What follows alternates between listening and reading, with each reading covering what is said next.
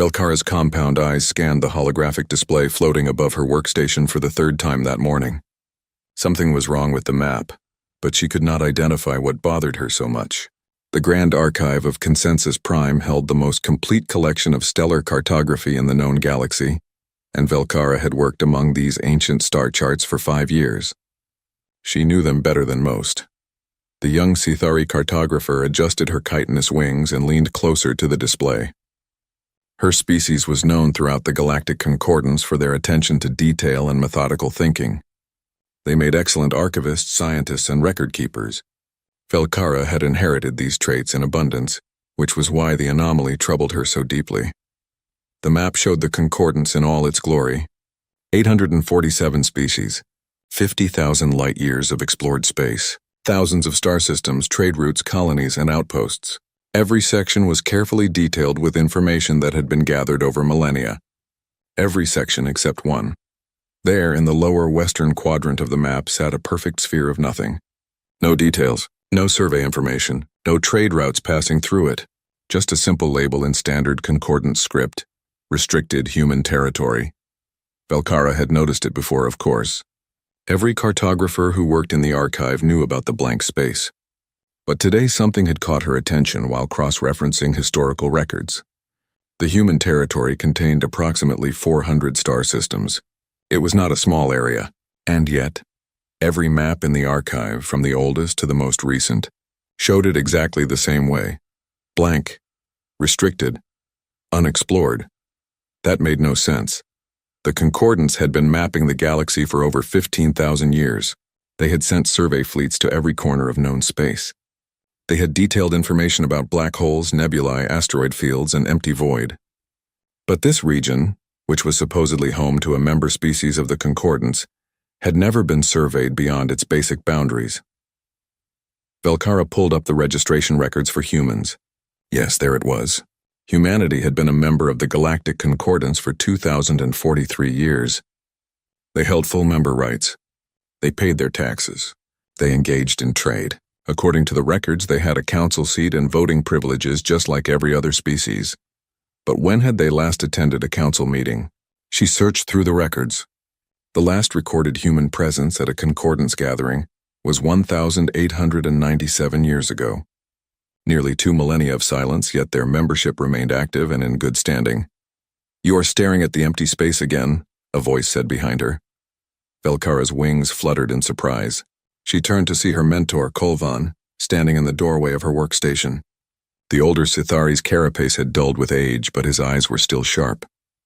"Master Kolvan," Velkara said, touching her forehead in respect. "I did not hear you approach." "You were focused," Kolvan said, moving closer to examine her display. His expression shifted when he saw what she was studying. "Ah, the human question. It does not make sense," Velkara said. "How can we have no information about an entire member species? How can 400 star systems remain unmapped for over 2,000 years?" Kolvan was quiet for a long moment. When he spoke, his voice was unusually soft. "Young one, there are some questions in this universe that have teeth. This question has swallowed entire curiosities whole." Velkara felt a chill run through her exoskeleton. "What do you mean?" "I mean that you are not the first to notice this anomaly," Kolvan said. He glanced around the archive as if checking for listeners. 3 researchers before you became interested in human space. 1 requested an immediate transfer to a colony world and never returned to cartography. 1 spent 2 years investigating before suffering a mental collapse. And 1 simply vanished after filing a request to access classified materials. "Vanished?" Velkara repeated. "How can someone vanish from Consensus Prime? This is the most secure facility in the Concordance." "Indeed," Kolvan said. His tone suggested that was precisely the point. Velkara looked back at the blank space on her map. "But they are a member species. We trade with them. I have seen the manifests. Human ships arrive at our stations regularly with exotic goods, rare materials, and advanced technology. Someone must interact with them." "The trade is conducted entirely through automated systems," Kolvan said. "Human ships dock at designated ports. Automated drones transfer cargo. Payment is processed electronically. Then the ships leave. No human ever disembarks. No Concordance citizen ever boards a human vessel." That is strange, Velkara said slowly. Strange is a gentle word for it, Kolvan replied. He moved to leave, then paused. Velkara, you are a talented cartographer. You have a bright future in the archive. Do not throw it away by asking questions that no one wants answered. After her mentor left, Velkara sat in silence for a long time. She should listen to Kolvan's warning. He had worked in the archive for 40 years. He understood how things worked. If he said to leave the human question alone, she should leave it alone. But she could not. That evening, Velkara accessed the archive's deep records. These were older files, some dating back thousands of years, stored in formats that required translation software to read. She searched for any mention of humans, first contact, or the establishment of their territory. Most of the files were mundane: trade agreements, tax records, shipping manifests. But then she found something interesting. A reference to something called the silent protocols. The file was heavily encrypted. Velkara spent 2 hours breaking through the security layers, using her archive credentials to bypass what restrictions she could. When she finally opened the document, most of it had been redacted. Black bars covered entire paragraphs. Only fragments of text remained visible. Following the incident at redacted, all member species agreed unanimously to redacted. In exchange for human cooperation, the concordance will redacted. Under no circumstances should any species attempt to redacted. The penalty for violating the silent protocols is redacted. Velkara's mandibles clicked in frustration. The document told her almost nothing, except that something had happened, something significant enough to require protocols that were still classified after 2,000 years. She was about to give up when she noticed a footnote at the bottom of the document. It referenced another file. First Contact Incident Report, Human Species, see attached. But there was no attachment. The file had either been deleted or moved to a security level beyond her access. Velkara leaned back in her chair. This was becoming more mysterious by the hour. A member species that no one visited. Territory that was never surveyed. Protocols that demanded silence. And somewhere, a missing report that might explain everything. Over the next several days, Velkara could not let the mystery go. She found herself staying late at the archive, searching through databases and cross-referencing files. She learned that the concordance paid humans an enormous annual tribute. Resources, technology, territorial rights. The amount was staggering, more than most species contributed in taxes, but it was listed in the books as something called the quarantine tithe. Quarantine. That word suggested disease or danger. But humans traded freely with the concordance. Their goods passed every inspection. Their ships operated without incident. What were they quarantined from? Or what was the concordance quarantined from them? Velkara began to notice other strange things. In the archive's social areas, she heard whispers among the older staff. They spoke in careful language, but the message was clear. Do not ask about humans. Do not study their space. Do not question the empty maps. One elderly archivist, a Verdani named Dr. Mausali, pulled her aside one day in the cafeteria. I remember when they joined, the old scientist said quietly, his leafy fronds rustling with age. I was young then, barely out of my first growing season. The Council of Species held an emergency session. Every member species sent their highest leaders. The meeting lasted for 3 standard weeks, and it was completely closed to the public. No observers, no records, no media. What happened? Velkara asked, keeping her voice low. No one knows, Dr. Mausali said. But when they emerged, they passed the silent protocols unanimously. Every single species voted yes.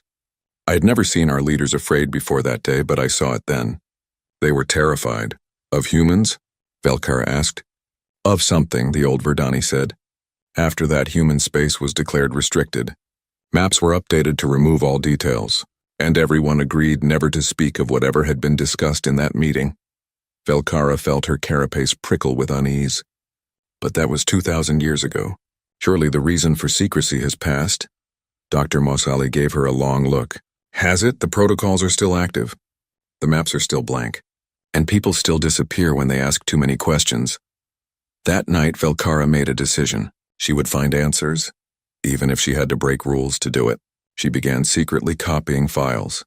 downloading everything she could find related to humans or the silent protocols. She used her archive access to search restricted databases, always careful to cover her tracks. And then she found it. Deep in a corrupted data storage unit, among thousands of damaged files from ancient sensor arrays, she discovered a fragment of a transmission. It was a distress signal, old and degraded, but still partially readable. The timestamp marked it as 2011 years old, right around the time of human first contact. Belcara isolated the signal and filtered out the interference. The audio was broken and filled with static, but she could hear the words clearly enough. This is survey ship, position, edge of designated coordinates, static. They are not. We thought. Initial reports were more static. Request immediate. All ships. Stay away from. The voice rose in pitch, fear clear even through the distortion. They're not what we thought. The transmission ended abruptly. Belcara played it 3 more times, but there was nothing else. Just those final words cut off mid-sentence. They're not what we thought. They're what? Belcara saved the file and sat in the darkness of her workstation, listening to the ambient sounds of the archive around her. Somewhere in this building were answers. Somewhere in human space was the truth. But both were locked away behind walls of silence and fear. She thought of the 3 researchers who had investigated before her. One fled, one went mad, one vanished. Was that her future if she continued? Would she become another cautionary tale whispered about in the archives? Probably, but Belcara was Sithari, and her species did not leave questions unanswered. She would find the truth about the humans no matter what it cost. She would learn why the maps stopped at their borders and why silence followed anyone who questioned, even if the answer destroyed her. She just did not realize how right that fear would turn out to be. Belcara knew she could not continue her investigation alone. She needed help, but finding trustworthy allies was dangerous. Anyone she approached might report her to the authorities. Still, if she wanted answers, she would have to take the risk. She decided to start with Dr. Mossali. The elderly Verdani had already shown interest in the human question, and his advanced age might make him more willing to take risks. He had less to lose than younger scientists. She found him in the botanical section of the archive, where living databases stored information in genetic code within specially cultivated plants. Dr. Mossali tended these plants with the care of a gardener, his leafy body swaying gently as he worked. Dr. Mossali, Belcara said quietly, checking to make sure they were alone. I need to speak with you about something sensitive.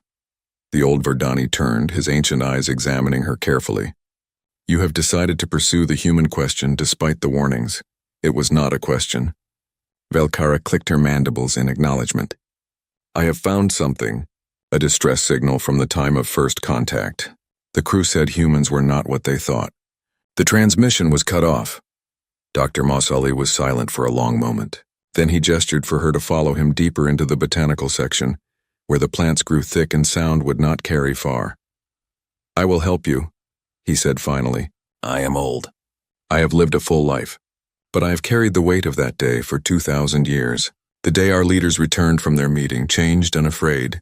I would like to know what changed them before I return my nutrients to the soil. Thank you, Belcara said, feeling relief wash over her. But we will need someone else. Dr. Mossali continued, someone who can protect us if things become dangerous. I know someone. A Kronar warrior named Thex. He works as security in the lower levels of the archive. He is honest and curious. 2 traits his people do not always combine. They found Thex at his post near the restricted materials vault. The Kronar stood nearly 3 meters tall, his scaled body armored with natural plates of bone. His species were known as fierce warriors, but they also had a strong sense of honor that made them reliable allies. Belcara explained what she had discovered. Thex listened without interruption, his vertical pupils narrowing in thought. This sounds like a conspiracy, Thex said when she finished. A massive cover-up spanning 2 millennia.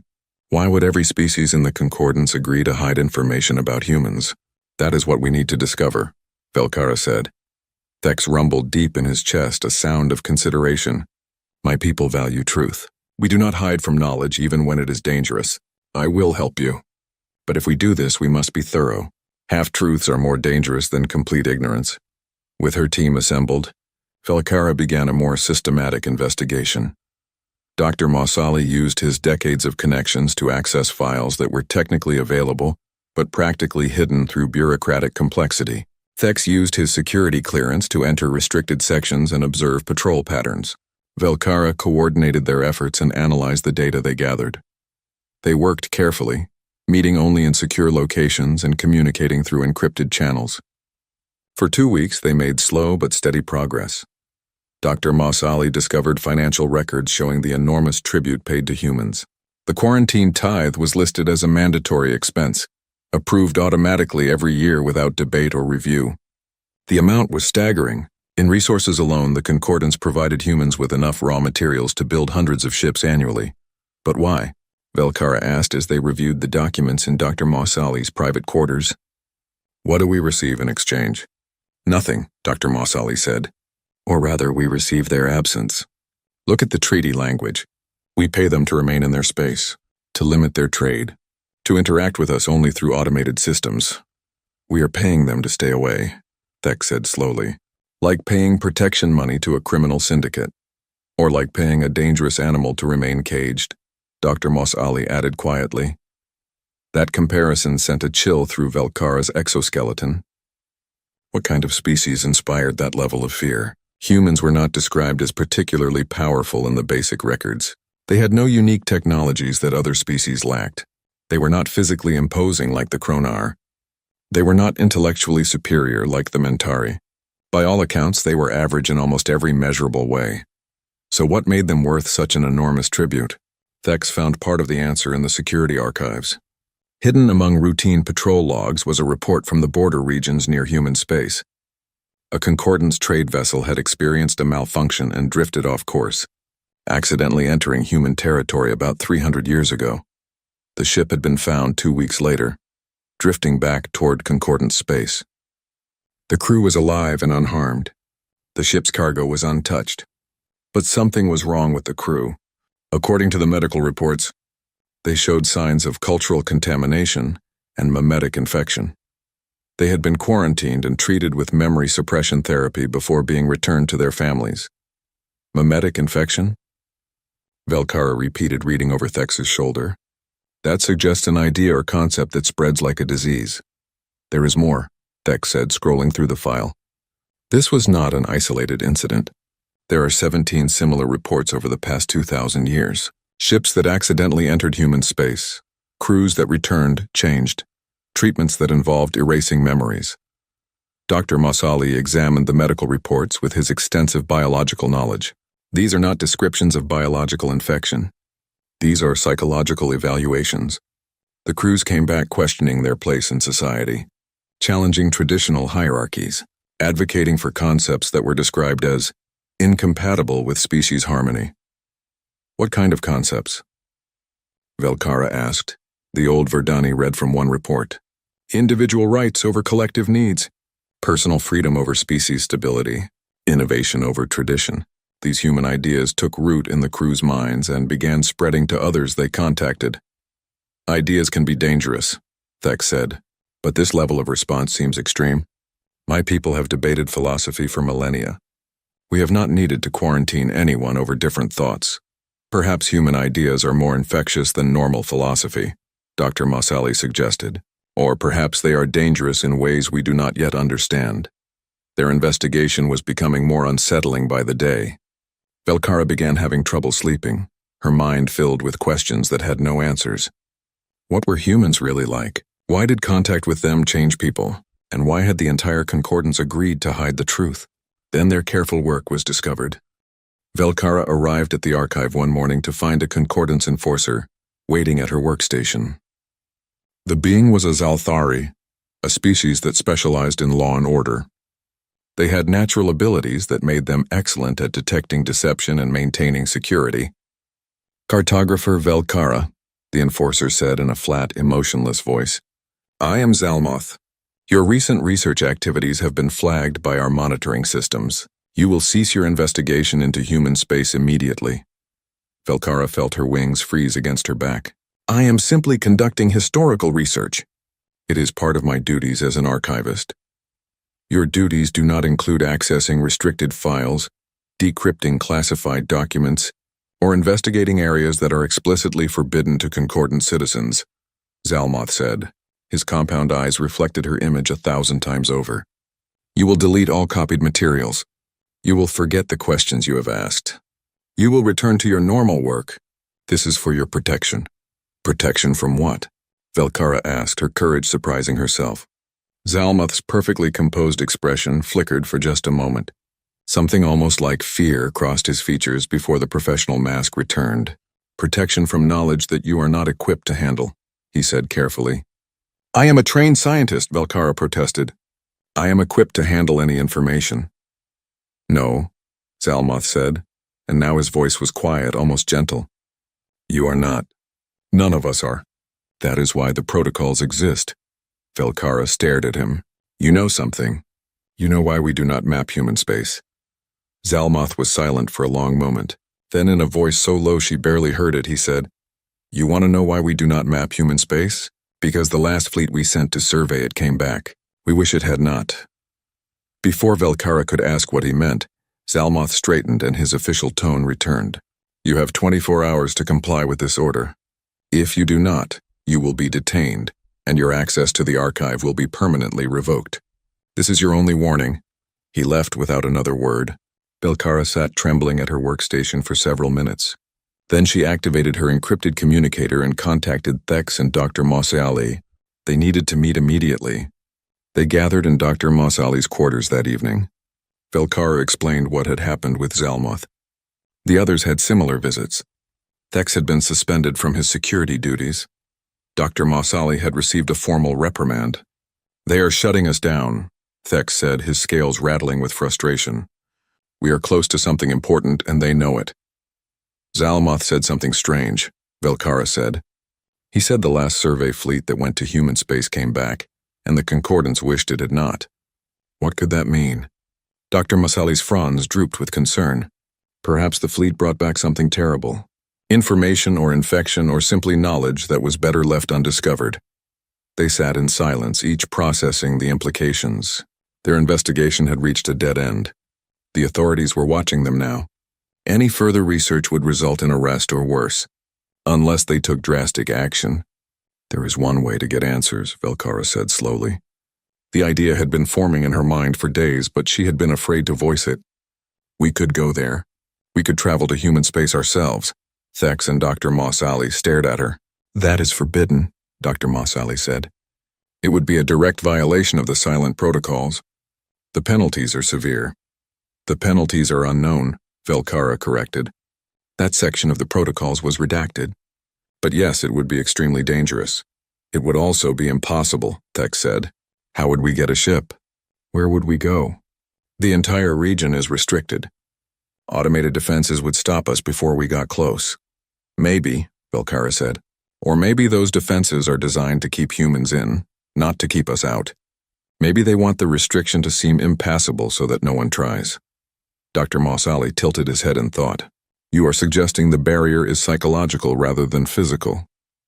I am suggesting we will never know unless we try, Velkara said. The next morning, Velkara went to her workstation and found it locked. Her credentials had been revoked. A message on the screen informed her that she was suspended pending an internal review.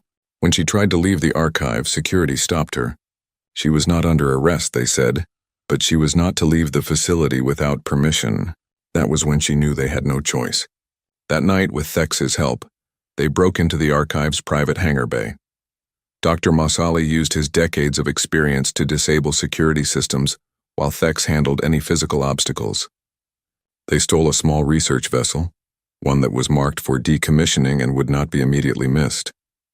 As they powered up the engines and lifted off from Consensus Prime, alarms began to sound. Security ships would be scrambled within minutes. They had only a small window to escape. Thex plotted a course to the edge of human space, the coordinates from Velkara's historical records.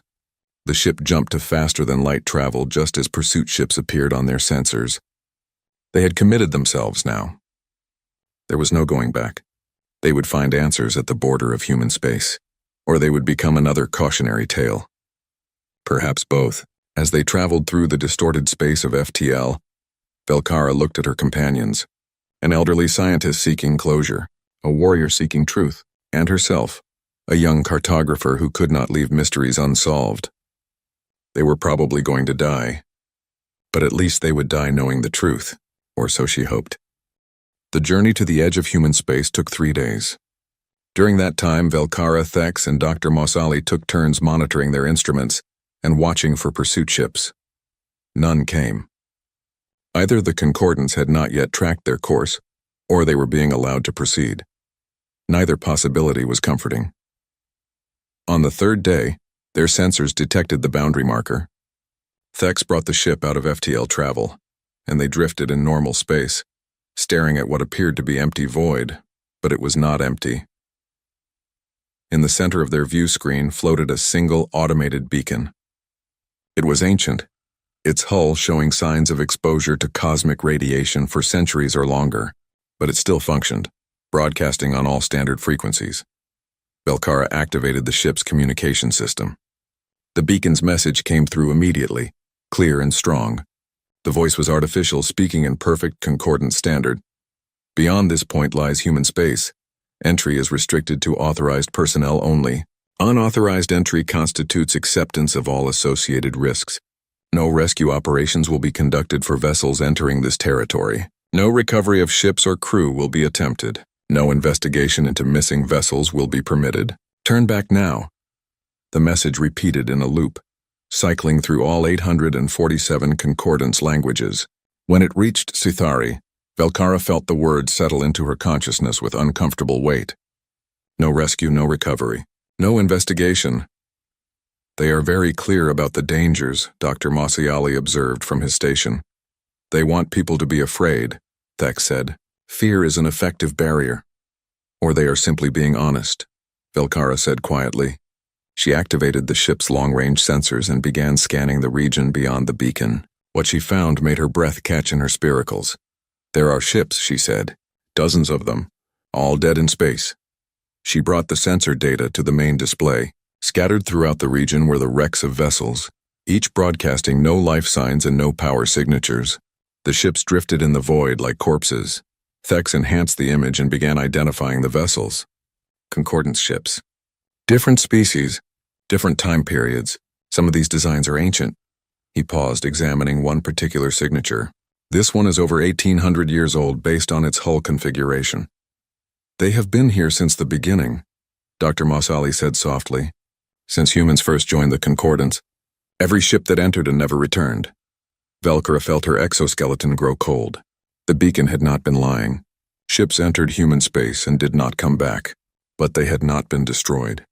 They simply stopped, drifting forever at the threshold of human territory. We should board one, Velkara said. We need to know what happened to them. That seems extremely unwise, Dr. Mossali said, though his tone suggested he agreed it was necessary. Thex was already moving to the pilot's station. I will take us to the nearest one.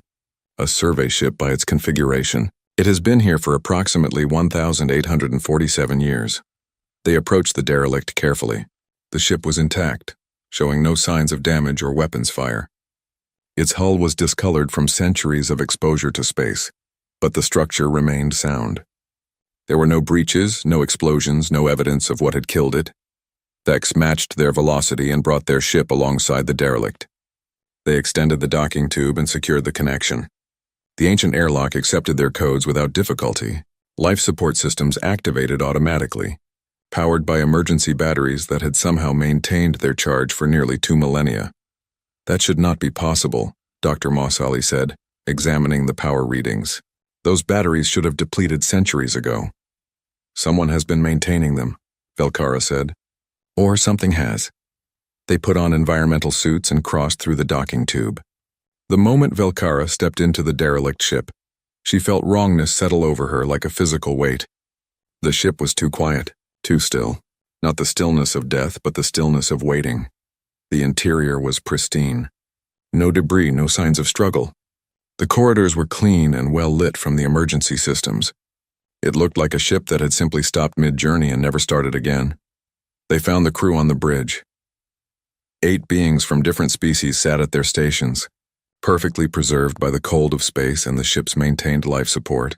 Their eyes were open, Their hands rested on their controls. But they were not alive. They had not been alive for nearly 2,000 years. Yet there was no decay. No decomposition. They looked as though they had simply frozen in place, consciousness gone but bodies intact. "This is not natural," Thex said, his warrior's instincts making him reach for his weapon. Something did this to them. Dr. Mossali approached one of the bodies carefully, scanning it with his portable equipment. "There is no physical trauma. No toxins, no pathogens. Their biological systems simply stopped, as if someone turned off a switch." Velkara moved to the ship's computer and accessed the logs. The system responded instantly, showing her the final entries from the ship's captain. She read them aloud. Day 47 of survey mission. "We have entered the designated coordinates for human space mapping. Initial scans show 3 habitable planets in this system. We are proceeding to the 3rd planet for detailed survey. Day 48.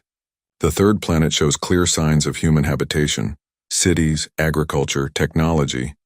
They match the expected development level. We are being hailed by human communications. Day 49. First contact protocols initiated. The humans are welcoming. They have invited us to land and exchange information. This is exciting. They seem friendly and curious about us. We are preparing to accept their invitation. Day 50. Landing in the human settlement designated as New Providence. The town is beautiful. Clean streets. Happy people. Human children are playing in parks. They wave at us as we pass. We are being escorted to a meeting facility. Day 50. Second entry. The meeting went well. The humans are charming hosts. They have shown us their technology, their culture, their art. They are not what we expected. They are more welcoming, more open. They have invited us to tour their facilities and learn about their society. The captain has agreed. This is a wonderful opportunity for understanding. Day 50. Third entry. We have been touring for 6 hours. The humans have shown us everything. Their schools, their hospitals, their factories, their homes. They answer every question with patience and detail. They want us to understand them. They want us to truly see what they are. Day 50. Fourth entry. We are returning to the ship now. The humans have been such gracious hosts. They have given us gifts and data files. They have expressed hope that our species can work together. The captain is satisfied with our findings. We will compile our report and return to concordance space. Day 50. Final entry. We have departed the planet. Systems are functioning normally. Crew is healthy, but something feels different. I cannot explain it. It is as if something has changed in how I perceive things. The others report similar sensations. Perhaps we are simply tired from the long day. We will rest and continue tomorrow. There were no more entries after that. Velkara looked at the frozen crew, their eyes still open, still staring at displays that had long since gone dark. They had landed on a human world. They had made contact. They had been welcomed, and then they had come back to their ship and simply stopped. They were not killed, Dr. Mossali said slowly. At least not in any conventional sense. Something happened to them during that visit. Something that made them cease to function once they returned. The humans did something to them, Thex said, his voice hard with anger. Some kind of weapon or trap. Perhaps, Velkara said. Or perhaps the humans showed them something. Something that changed them in a way that was incompatible with life. They searched the rest of the ship but found nothing more. The cargo holds contained the gifts the humans had given them. Samples of human art, technology, cultural artifacts. All perfectly preserved. All perfectly ordinary. They moved to another derelict. And another. Each one told a similar story. Ships that had entered human space. Crews that had made contact. Beings that had stopped functioning shortly after. In one ship they found a personal log from a Kronar warrior that had been set to record continuously. The video file was still intact after centuries in cold storage. Velkara activated it. The display showed the interior of a shuttle descending toward a human planet. The crew was excited, talking among themselves about the upcoming first contact. The planet below looked like paradise with blue oceans and green continents. They landed in a human city that looked like it had come from a pleasant dream. Buildings of glass and metal, gardens and parks, clean streets with humans walking peacefully. Children played. Music drifted through the air. A human female approached the shuttle. She was middle-aged by human standards, wearing simple clothes and a warm smile. "Welcome," the human said in perfect concordant standard. "We have been expecting you. Please come inside. We have so much to show you." The crew followed her. They walked through the city, and the human explained everything. She showed them schools where human children learned, hospitals where the sick were healed, factories where goods were produced, homes where families lived together. She answered every question. She hid nothing. She was patient and kind and thorough. The video continued for 3 hours. 3 hours of touring, 3 hours of explanations, 3 hours of seeing human society from the inside. And gradually, Velkara began to feel something wrong about what she was watching. The human was not threatening. She was not manipulative. She was simply being honest. She was showing them exactly what humanity was, with complete transparency. But there was something in that honesty that felt dangerous. Something in the openness that felt like a trap, even though no trap was being set. The tour ended. The crew returned to their shuttle. They thanked the human host. She smiled at them. "Safe travels," the human said. "And please do not come back." It was not a threat. It was advice, gentle and genuine. The shuttle took off. The crew was quiet, processing what they had seen. They returned to their ship. They entered the airlock. They moved to their stations.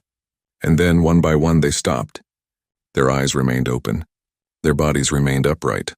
But the consciousness behind those eyes simply ceased, like a light being switched off. The video continued recording for another 6 hours, showing the motionless crew before the system finally ran out of memory and stopped. Velkara, Thex, and Dr. Masa Ali stood in the derelict ship, watching the frozen crew members who had died 1800 years ago without a single wound on their bodies. "What did the humans show them?" Velkara whispered. "What did they see that made them stop living?" "Perhaps that is the wrong question," Dr. Masa Ali said thoughtfully. "Perhaps we should ask what the humans are that makes looking at them too closely so dangerous." Before anyone could respond, their ship's communication system activated. A signal was being transmitted directly to them from deeper within human space. A human voice, male and calm, spoke in perfect Sithari. "Velkara of the Sithari, Thex of Kronar Prime, Dr. Mosali of Verdana, you have come far enough. You have seen enough. Now you have a choice. Would you like answers or would you like to leave?" The three of them looked at each other in shock. The humans knew they were here. The humans knew their names. The humans were offering them exactly what they had come for. Answers. Velkara thought about the empty-eyed corpses surrounding them. She thought about the warning beacon. She thought about 2,000 years of silence and fear. She thought about the truth waiting for them in human space. And she activated the communication system. "We want answers," she said. The human voice gave them coordinates. A station deeper in human space called Threshold. The name seemed appropriate. They were crossing a boundary that was never meant to be crossed. As they traveled toward the coordinates, they passed more derelict ships. Hundreds of them. Centuries' worth of curious species who had ventured too close and paid the price. It was a graveyard, a monument to failed exploration. "We could still turn back," Dr. Mosali said quietly. "We have learned enough to know that this is dangerous." "We have learned nothing," Velkara said. "We have seen the results, but we do not understand the cause. I need to understand." Thex checked their weapon systems, though he seemed to realize the futility of it. If the humans wanted us dead, we would already be dead. They are allowing this meeting. The question is why. Perhaps they are lonely, Dr. Mosali suggested. 2,000 years of isolation must be difficult, even for beings that chose it. Or perhaps they want us to carry a message back, Velkara said. "Whatever we learn here, we are meant to share it." The station appeared on their sensors after 6 hours of travel. It was enormous, a gleaming structure of metal and light that seemed far too advanced for what the concordance records indicated about human technology. The station could have housed hundreds of thousands of individuals comfortably, but their scans showed only a few dozen human life signs aboard. They were given docking clearance and guided to a berth by automated systems. As they prepared to disembark, Velkara felt fear settle into her exoskeleton. This was the moment. Whatever truth awaited them behind those doors would change everything. The airlock opened and they stepped into Threshold Station. The interior was beautiful in its simplicity. Clean white corridors with soft lighting, art on the walls showing scenes from various worlds. The air was breathable for all of them, carefully adjusted to meet their different biological needs. And waiting for them was a human. She was female, middle-aged by human standards, with dark hair turning gray at the temples. She wore simple clothing and a gentle smile. She looked completely ordinary, which somehow made her more unsettling. "Welcome to Threshold," the human said in perfect concordant standard. "My name is Ambassador Chen. I have been expecting you. Please follow me. We have refreshments prepared and a comfortable place to talk." They followed her through the station. Human crew members moved about their tasks, offering polite nods as they passed. Everyone seemed calm and friendly. There was no sense of threat or danger. It felt like visiting a university or research facility, not entering the territory of a feared species. Ambassador Chen led them to a conference room with a long table and comfortable seating, adapted for their different body types. True to her word, there were refreshments carefully selected for each species' dietary needs. "Please sit," Chen said. "I know you must have many questions." They sat, though Thex remained tense, ready to move if needed. Velkara looked across the table at the human ambassador, trying to understand what made this species so dangerous that the entire Concordance had agreed to quarantine them. "You know why we are here," Velkara said. "Yes," Chen replied. "You want to know why your maps stop at our borders. You want to know what we are. You want to know why the Concordance fears us enough to pay tribute for our isolation. Are you going to tell us?" Thex asked, his voice hard with suspicion. "Yes," Chen said simply. "That is what Threshold is for. We maintain this station specifically for moments like this. When someone from the Concordance becomes curious enough to break the protocols, we bring them here and tell them the truth." "And then what?" Dr. Mossali asked. "What happens to those you tell?" "That depends on what they choose to do with the information," Chen said. "But I am getting ahead of myself. Let me start at the beginning." She stood and walked to a display screen which activated to show an image of Earth, the human homeworld. Humanity evolved on a planet that was hostile in ways most concordant species cannot imagine. We had to compete with other predators for survival. We had to adapt to changing climates. We had to fight for every resource. This made us resilient, but it also made us something else. The display changed to show early humans hunting across grasslands. "We are persistence predators," Chen continued. "We chase our prey until it collapses from exhaustion. We can run for days without stopping. We heal from injuries that would kill other species. We adapt to environments that would destroy others. The Concordance knows all of this. It is in our basic profiles. These traits do not seem dangerous enough to warrant quarantine," Velkara said. "No," Chen agreed. "They are not. But we evolved something else. Something that made us the dominant species on our world and something that makes us dangerous to you." She turned to face them directly. "We are infectious." The word hung in the air. Velkara felt her spiracles constrict. "You carry diseases?" "Not biologically," Chen said. "Mimetically, psychologically, culturally. We are infectious in how we think and how we spread ideas." She returned to her seat, and her expression became serious. "Humans evolved to be exceptional at social learning. We copy behaviors. We spread concepts. We make others think like us. It was a survival advantage on Earth. The tribe that could share knowledge most effectively was the tribe that survived. So we became masters of cultural transmission." Dr. Mossali leaned forward, his scientific curiosity overcoming his fear. "Many species share knowledge. This is not unique to humans." "True," Chen said. "But humans do it differently. We do not just share information. We spread worldviews.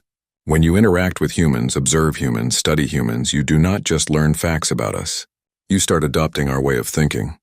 Our values, our perspectives, our conflicts." She pulled up data on the display, charts and graphs showing cultural shifts in concordant species. "When we first joined the Concordance, we were welcomed. We were excited to meet other intelligent species. We established embassies on 17 different worlds. We opened trade. We shared technology and culture. We thought we were building friendships." The display showed images of humans and aliens working together, smiling, cooperating. But within 50 years, we noticed something terrible. The species we had closest contact with were changing, not physically, culturally, politically, psychologically. The images shifted to show protests, conflicts, divisions. 3 species had civil wars over concepts they had never considered before. Individual rights versus collective responsibility, personal freedom versus species stability, innovation versus tradition. These were human arguments, human conflicts, spreading through their societies like a virus. Belcara felt her mandibles click in disbelief. You are saying your ideas were infecting other species? Not intentionally, Chen said, and there was genuine pain in her voice. We were not trying to change anyone. We were simply being ourselves. But our way of thinking is so fundamentally different from most concordant species that exposure to it causes disruption. She brought up more data, population statistics, social cohesion indexes, stability measurements. 5 species began adopting human-style family structures, abandoning their traditional communal breeding. Their birth rates collapsed because they had evolved for different reproductive strategies. 2 species developed human-style nationalism and started viewing other species as competitors rather than partners. 1 species experienced a philosophical crisis that nearly led to mass suicide because human existentialism was incompatible with their evolved purpose-driven psychology. Dr. Mausali's fronds drooped with horror. You were destroying them without meaning to. Yes, Chen said quietly. And we did not understand why until our best scientists figured it out. Humans evolved to spread our culture. We are exceptionally good at making others see things from our perspective. It is how we survived as a species. But what was an advantage among humans became a weapon among other species, who had not evolved the same mental defenses. Thex rumbled deep in his chest. So the concordance asked you to leave? No, Chen said. We offered to leave. When we realized what we were doing, we were horrified. We had come to the stars hoping to find friends, and instead we were accidentally destroying the cultures we encountered. She stood and walked to the window, looking out at the stars. We called an emergency session with the Concordance Council. We told them what we had discovered. We showed them the evidence, and we proposed the quarantine. We would restrict ourselves to a designated region of space. We would limit trade to automated systems only. We would stop sending ambassadors and delegations. We would isolate ourselves to protect you from us. The silent protocols, Belcara said. Yes, Chen confirmed. The Concordance agreed immediately. They were desperate for a solution. Some species were already showing signs of cultural collapse. The protocols were implemented, and we withdrew to this region of space. And for 2,000 years we have maintained the quarantine. The tribute, Dr. Mausali said. The quarantine tithe, you call it that? Chen nodded. The Concordance pays us to stay isolated. They provide resources and technology in exchange for our absence. It seems backward, but it makes sense. The cost of the tribute is far less than the cost of what would happen if we were not contained.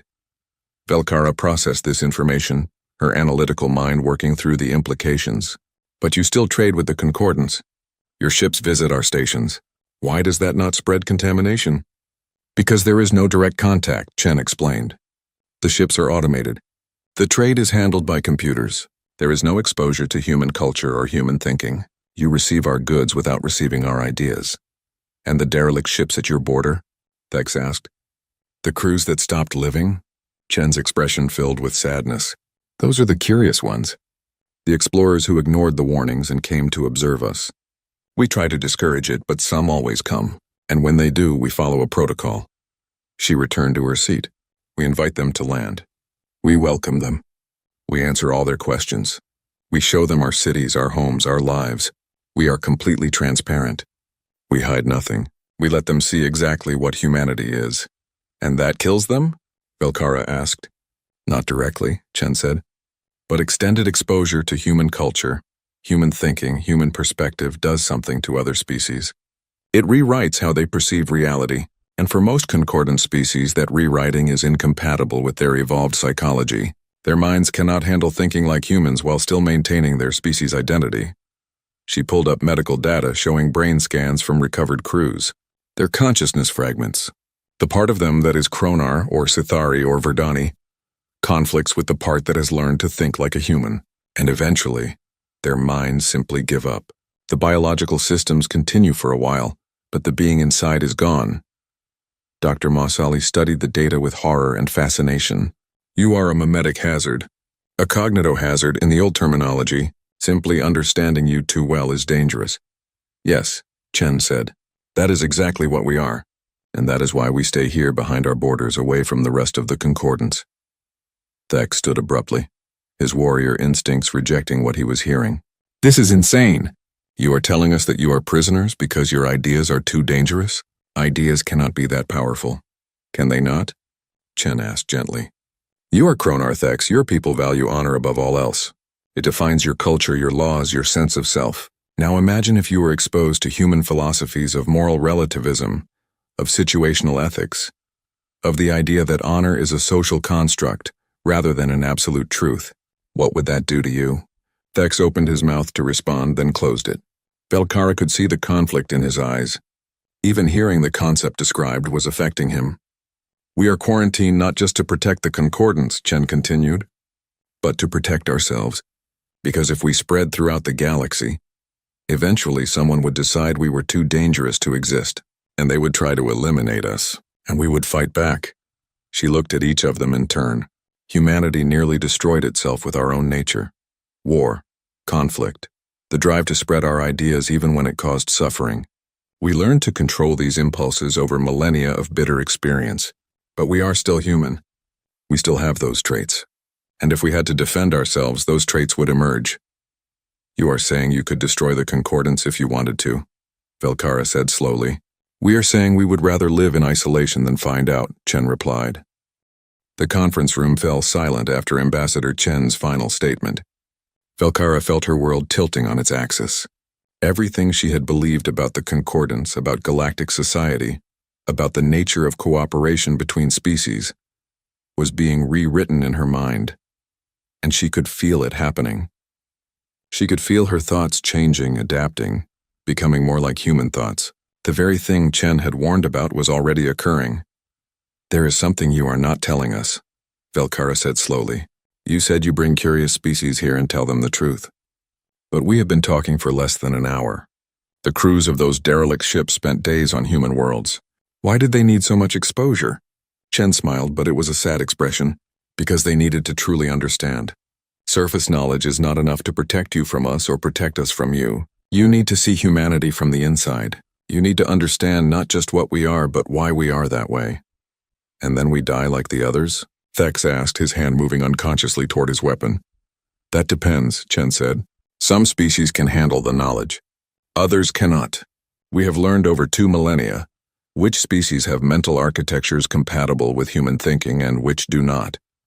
She pulled up data showing species classifications, green, yellow, and red categories. Sithari, like Velkara, are green category. Your species has strong individualistic tendencies already. You can be exposed to human culture without fragmenting. Verdani, like Dr. Masali, are yellow category, manageable risk with proper precautions. Kroner, like Thex, are red category. Your collective identity is so strong that human individualism creates dangerous conflicts in your psychology. Thex's scales rattled with agitation. "So I am already dying just from this conversation?" "No," Chen assured him. "This level of exposure is safe. It is only prolonged immersion that causes problems for red category species. A few hours of conversation will not harm you." "But you said you show visitors everything," Velkara pressed. "You said you let them tour your worlds for days. Are you showing us everything?" Chen's smile became genuine. "You are already thinking like a human, questioning, analyzing, looking for the hidden truth beneath the surface explanation." She stood and gestured for them to follow her. "You are right. There is more to show you, and you have earned the right to see it by coming this far.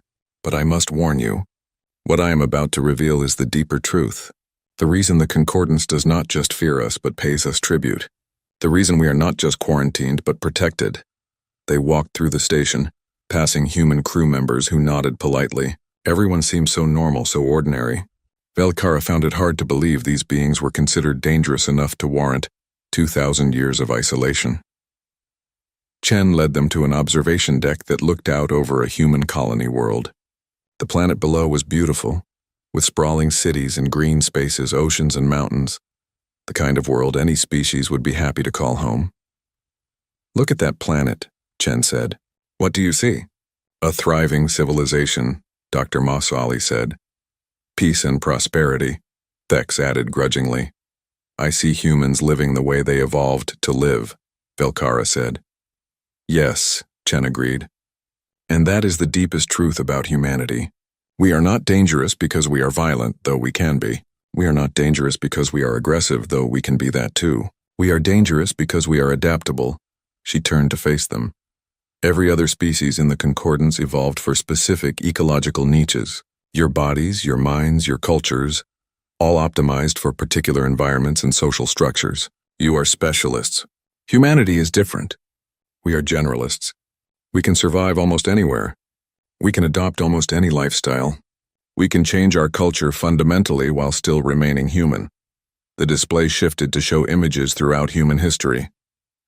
Hunters in jungles, farmers in fields, sailors on oceans, builders in cities, explorers in space. This adaptability made us dominant on Earth. But it also means that when we encounter new ideas, new technologies, new ways of thinking, we absorb them, we integrate them, we make them part of human culture, and then we spread them. You are cultural parasites, Dr. Masiali said, then immediately seemed horrified by his own words. Forgive me, I did not mean— It is accurate, Chen said without offense. Though we prefer to think of ourselves as cultural sponges, we absorb and spread, and that is why we are not just quarantined.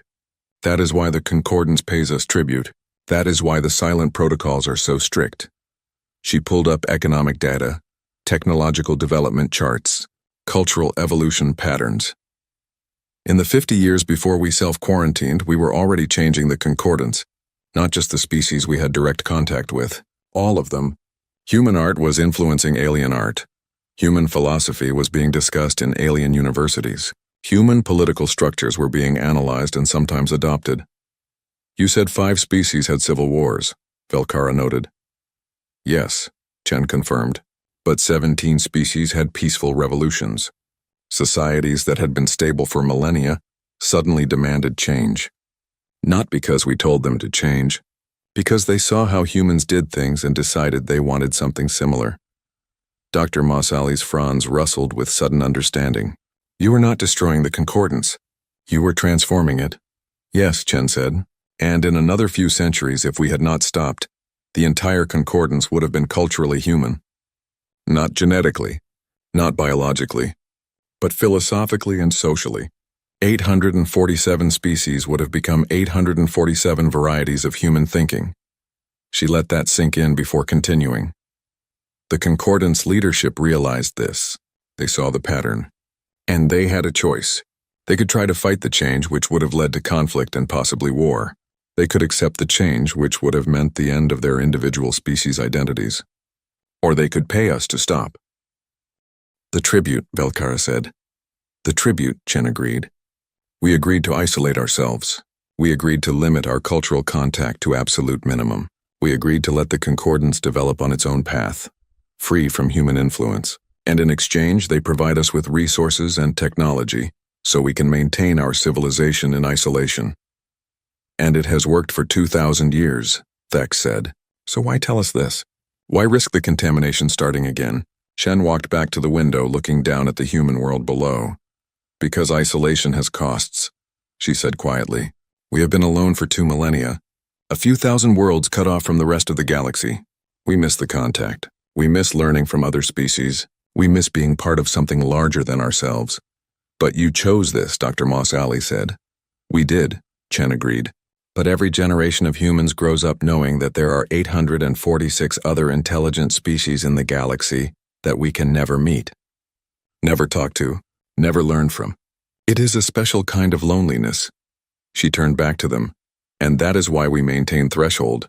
That is why we talk to the curious ones who break through the protocols. Because we need to know that someone out there understands, that someone knows we are not monsters or threats, that someone knows we chose isolation to protect you, not to threaten you. Velkara felt something shift in her chest, an emotion her species did not normally experience. Sympathy, empathy, understanding for a species that had sacrificed its freedom to protect others. Human emotions. Human thinking, it was happening already. What happens now? She asked. You have told us the truth. You have given us understanding. What do we do with it? Chen returned to the conference table and pulled up a document. The choices they would have to make. You have 3 options, she said. First, you can return to concordance space with your memories intact.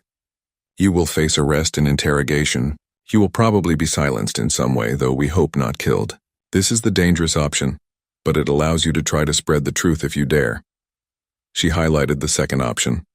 Second, you can accept voluntary memory suppression. We will erase your memories of this visit. Make it seem like you turned back at the border. You can return to your normal lives. The investigation ends. You live without consequences. She highlighted the third option. Third, you can stay here. Join the Human Liaison Program. Help us maintain the boundary. Work at Threshold. Talking to future curious species who break the protocols. Never go home again. The three of them looked at each other. Thek spoke first. I will stay. Someone needs to guard the boundary. Someone needs to understand both sides. I am a warrior. This is a fight worth fighting, even if it is fought with words instead of weapons. Dr. Mossali considered for a long moment. I will accept the memory suppression. I'm old, I do not have many years left. I would like to spend them with my people, in my gardens without carrying this burden. Let me die in peace. He looked at Velkara and his ancient eyes were understanding. But someone needs to remember. Someone needs to think about these questions, even if it is dangerous. Velkara knew what her choice would be before she consciously made the decision. She was Sitari. Her species did not leave mysteries unsolved. They did not hide from difficult truths. I will return with my memories intact, she said. I will face whatever consequences come. And if I can, I will make others understand. Chen nodded as if she had expected these answers. Then we will make the arrangements. Dr. Mossali, we will ensure your memories are suppressed gently.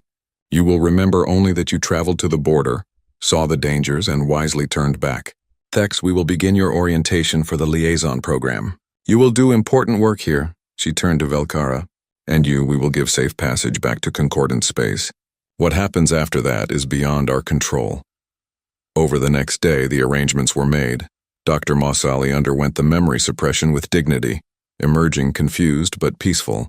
He was given passage back to concordant space on a medical vessel, with a cover story of exposure to space radiation causing temporary amnesia. Thex began his new duties. Learning about the liaison program and the various species that had come to Threshold over the centuries, he seemed to find purpose in the work, his warrior's discipline adapting to this new kind of combat. And Velkara prepared to return. Before she left, Ambassador Chen gave her a private message. You are going to be arrested, Chen said. They will interrogate you. They will try to silence you, but you have something they cannot take away: understanding. You know now that humans are not enemies. We are not threats. We are just different, and sometimes different is dangerous not because of malice but because of nature. Why did you really let me keep my memories? Velkara asked. You could have insisted on suppression, Chen smiled. Because you remind me of us. Curious, persistent, unwilling to accept comfortable lies over difficult truths. That is very human thinking. And maybe, just maybe, if enough beings in the concordance start thinking that way, the balance will shift. Maybe in a few more centuries, the galaxy will be ready for humans to emerge from isolation. Or maybe we will all become human in our thinking, Velkara said. Maybe, Chen agreed. Would that be so terrible? Velkara did not answer. She was not sure she knew anymore. The journey back to concordant space was quick. Velkara's ship was allowed to pass through the boundary without incident. But the moment she entered concordance territory, she was surrounded by security vessels. She did not resist arrest. They took her to a detention facility on Consensus Prime. The interrogator was Zalmoth, the enforcer who had warned her away from the investigation. You went to human space, he said flatly. You violated the silent protocols. You made contact with humans. I did, Velkara confirmed. What did you learn? Velkara looked at him carefully. I learned why we fear them. I learned why we pay them tribute. I learned the truth that has been hidden for 2,000 years. Zalmoth's expression did not change. You will be silenced. Your research will be destroyed. You will be forgotten, just like the others who asked too many questions. Will I? Velkara asked. Or will my story spread? Will others become curious? Will they ask questions too? She leaned forward. The humans are right to quarantine themselves, and you are right to fear them. But here is what terrifies me most, Enforcer Zalmoth. After meeting them, after understanding what they are, after seeing their culture and their thinking. She paused, I understand why they do it. I agree with their reasoning. I see their perspective. I am thinking like a human, and I cannot stop. Zalmoth's composure cracked for just a moment. Fear flickered across his features, because he understood what that meant. The contamination had already begun. Not in the explosive way it happened 2,000 years ago. Slowly, carefully, one curious mind at a time. Velkara was placed in a detention cell. Her research was confiscated. Her findings were classified. Official records would say she had been suspended for protocol violations and later transferred to a remote facility. But the truth was already spreading. Rumors circulated through the archive. Young researchers whispered about the cartographer who had gone to human space and returned. They asked questions. They examined the blank spaces on their maps. They wondered. Across the concordance on 847 worlds, individuals began to think, to question, to challenge the comfortable narratives they had been told. It was a slow process. It would take generations. But it had begun. The humans remained in their territory. Their ships continued automated trade. Their borders stayed closed. The galactic map still showed only blank space where human civilization thrived. But the silence? The silence was breaking. And in her cell, Velkara wrote her report, knowing it would be confiscated but not caring. She wrote for herself. She wrote to understand. She wrote because that was what thinking beings did, regardless of their species. She wrote like a human, and throughout the galaxy, others were beginning to write their own questions, draw their own conclusions, seek their own truths. The human contagion was not violence or aggression or conquest. It was curiosity. It was individualism. It was the relentless pursuit of understanding, regardless of cost. And once that particular idea took root, no quarantine could contain it. The galactic map still stopped at human space. But ideas? Ideas had no borders at all.